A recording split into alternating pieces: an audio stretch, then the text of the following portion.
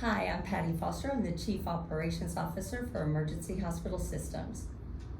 Hi, I'm Cassie Kavanaugh. I'm the Chief Nursing Officer for Emergency Hospital Systems.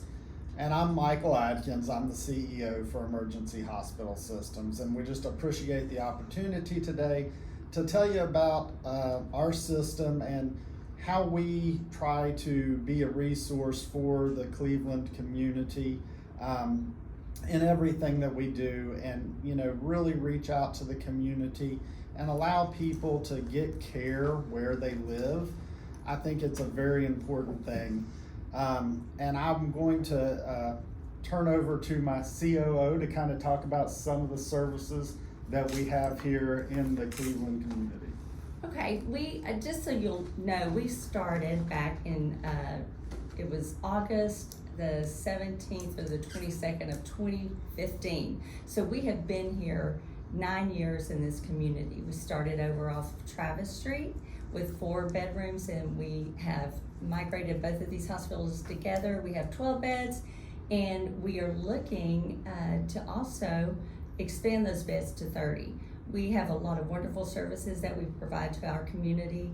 We have our ER, which is open 24/7. We have operating rooms, and we have general surgery, orthopedic, and Cassie can tell you a little bit more about the services that we offer in that particular area. But we also have the cath lab. We do outpatient radiology and laboratory. So we have come a long way from the day that we stepped into this community, and we love being here and being a part. We have a lot of wonderful community resources that we go to.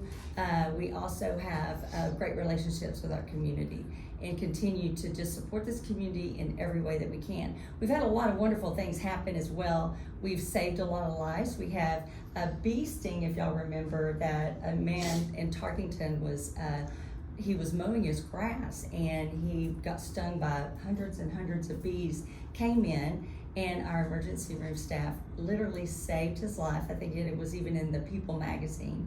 We've done a lot since COVID. COVID hit our hospital hard, but we brought in over 40,000 people to give vaccines, and we also brought in over 15,000 to do testing. So, and gave the community a lot of public recognition, and we were on the news, in the paper, and Vanessa, you've been a wonderful supporter of this hospital, and we cannot thank you enough. You've been with us from the very beginning, and we have a lot of things that we just need to say thank you about because you have supported us so greatly.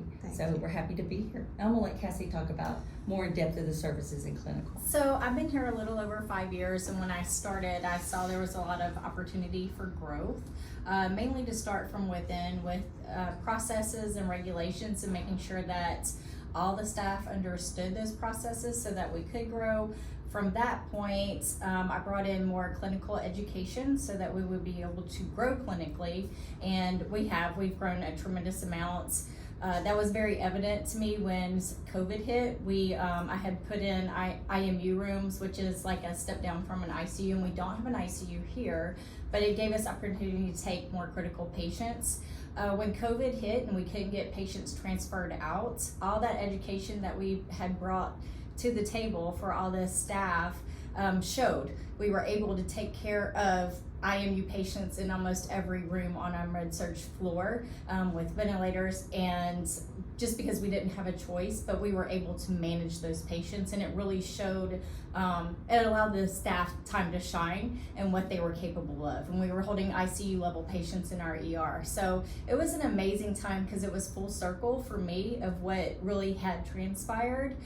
With all that, it gave us opportunity to grow more with our cath lab and our surgery and our ER staff. So I feel really blessed. Our cath lab has grown across the board in numbers and different types of interventions that we've had here. Some are new in general, and so not only that growth, we have brought in another orthopedist. We've brought in a peripheral vascular surgeon. So different things that I don't know if the community is fully aware of, but it's given us a lot of opportunities for growth from those standpoints. We've also, once I got the clinical staff where we're still, it's not just maintenance, but continual growth with education on that side. But we were able to look outside of our hospital more, I feel like, from my standpoint, and make relationships with like our behavioral health units in town, and also with the high school, the school district. And so that's been a blessing with all those relationships and growth that we've had. So it's brought it to a whole different level. And I'm really pleased with the outcome, and it's just continuous growth and looking to see where those opportunities lie. So we'll just continue to grow and become better than what we are from today. So even though Cleveland's growing, is this still considered rural healthcare? You know, when we look at it and think it's rural. It's interesting how the state makes those designations. Cleveland, the town of Cleveland, although there are parts of Liberty County, very small parts that are considered rural, because of the proximity to Houston, we are not considered a rural healthcare provider. So does that both hurt and help you at times with funding and grants and things? You know, we are a privately owned hospital. We're not doing this with the state backing. We're not doing this with any community backing. We had a group of investors who really saw the need to provide care in communities that, you know, some of the bigger companies didn't want to invest the time and the money to come here. And so it's a privately funded group of physicians who came here and were willing to open a hospital. We continue to grow and add to the services that we provide. But it's all done with private individuals. So based on that, can you tell me, so Texas Emergency Hospital goes beyond this hospital, the emergency hospital system has how many locations? So we have two hospitals. We have this hospital here in Cleveland, and we have another hospital in Humble. And then we have two emergency rooms, one in Porter, which again, that's a community here that has not got a lot of attention from other healthcare providers. So we have an ER there that is a very busy ER for that community. It's one of the few places that they have to go. And we additionally have an ER over in the Woodlands. Okay, so who can go into the number of patients that y'all see every year? Is there one of you that can answer that? We see at least in our ERs, we see probably a little less than 100 people a day, combined, and we see all types. If we don't have the service that we can provide, we stabilize them and treat them, and then they are shipped out to another location. But we have found great growth in our ERs for sure. And I also wanted to tell you too is that we are accredited, which means we provide a high level of care, and we're accredited by CHIQ. And we love working with them because they are really great in providing us with information. We've worked hand in hand with the state. I know that when we came on, there were some challenges that we had to face, and we got to know the state very, very well. But they are very pleased at the care that we're providing our community. And I think that with this forum, getting it out into the community to let people know that, you know, although they know that this was one time a 108-bed hospital, we are providing wonderful, wonderful care here in this hospital. So we would want everyone to come out, and we'd love to take them on a tour of what all of our facility, to let them know what we're doing.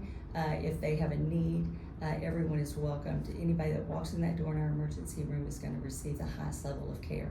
So we do continue, our numbers do continue to climb, and we, as we add services, I'm sure that it's going to expand as well.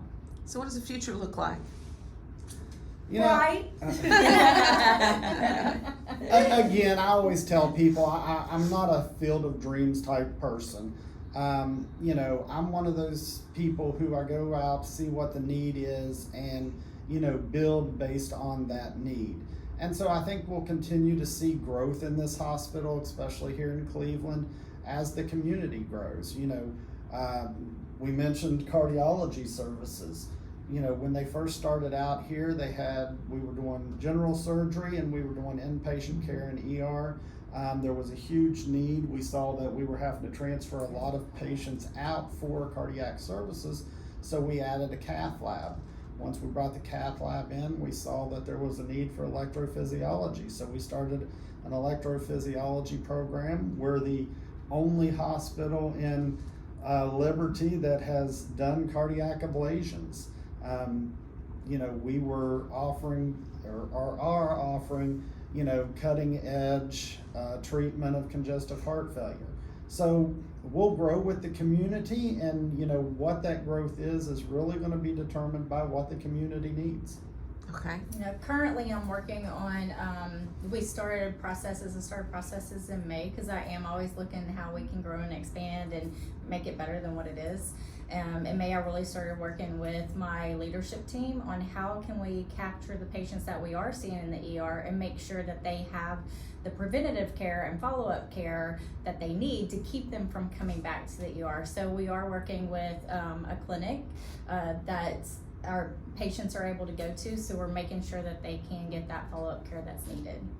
What are the challenges being a hospital in a small community like this?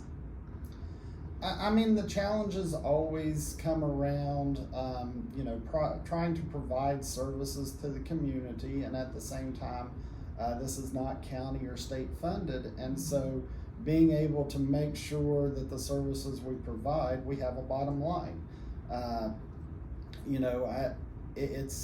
You have to have money to operate a hospital, and so making sure that we have a base where we have enough money to continue operations is the biggest challenge.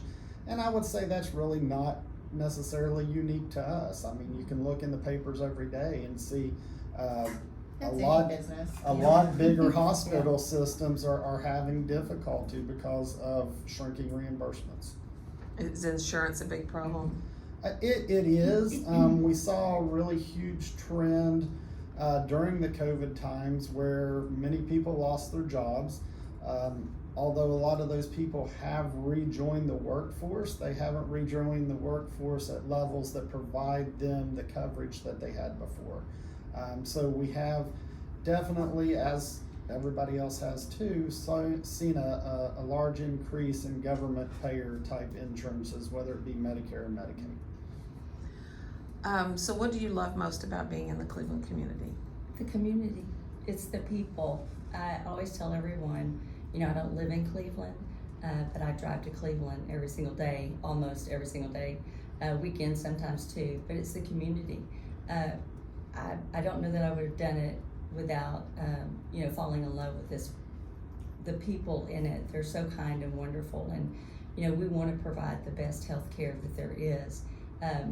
And I would be remiss too if I did not say that by far we have one of the best staffs of anyone. We implemented, when Cassie came on board, our Daisy Award and our Rock Award, and what that does is that community input and inside input from our own peers. We award a nurse a Daisy Award every quarter for something they've done wonderful. So we have that has started, thank goodness, when Cassie came on board, because it's a thankless job, really, if you think about it, and they work very hard. And not only our nurses, but our techs and radiology, our lab, our front desk, they're the front people, the front line that you see. They're the face of our organization. So cannot say enough wonderful things about our staff. They are hardworking, dedicated, and they love this community just as much as we do. Yeah. And I would add to that it's when you work at the bigger systems, and I've worked at all the bigger systems pretty much, and when you work at the bigger systems, it's fulfilling going in and doing what we do because we take care of people, but you never really get to see the effects of that outside of when the patient is in the hospital and you see improving. When you're in a small community like this, the people you're taking care of, the people you're treating, they're the people you see at your chamber events, at your local fairs. So it's really fun and rewarding to be able to go out and really see how what you do is impacting the community, because you're keeping the people in the community healthy. I would say that the community itself does influence my decisions I make. especially from an education standpoint to the rest of the staff. Like I had a hazmat training for us because we have a plant in the area, and I wanted to make sure that we were knowledgeable and could take care if there was, God forbid, an explosion that took place. And honestly, we did the hazmat, and the next day there was a wreck that involved a bleach truck. So we got to implement what we had just learned the day before. But it's different things like that. So even thinking outside when I'm not at work, and I feel like we probably all do this, it's more of our I don't know if we really have personal time because we work all the time, but it's looking for those opportunities that we can bring back here to better the community through the hospital. Well, I thank you all for meeting with me. Thank you for the opportunity. I hope that this will help everybody have a better understanding of what goes on behind the scenes at the hospital. One last question. How many people are employed here? 395 something. 395 jobs that the hospital creates. Yes. Within the health system. Within the yes, health ma'am. system, yes. That's a lot. Yes, Yes. it is. And I can tell you that it is phenomenal when you go out in the community, or even the employees that we bring on.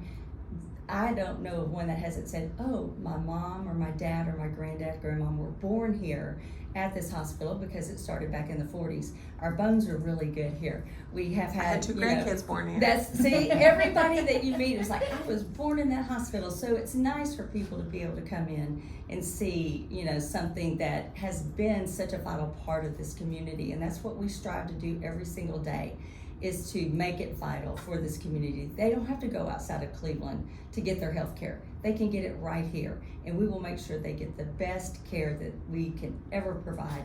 And if there's something that they need outside, we're gonna find help for that, or we're gonna send them to where they need to go. And it is an honor and a pleasure to be able to do this with you today, and we thank you so much for honoring Emergency Hospital Systems and Texas Emergency Hospital on this platform that you've given us, and we just love you so much. Thank you. Thank you.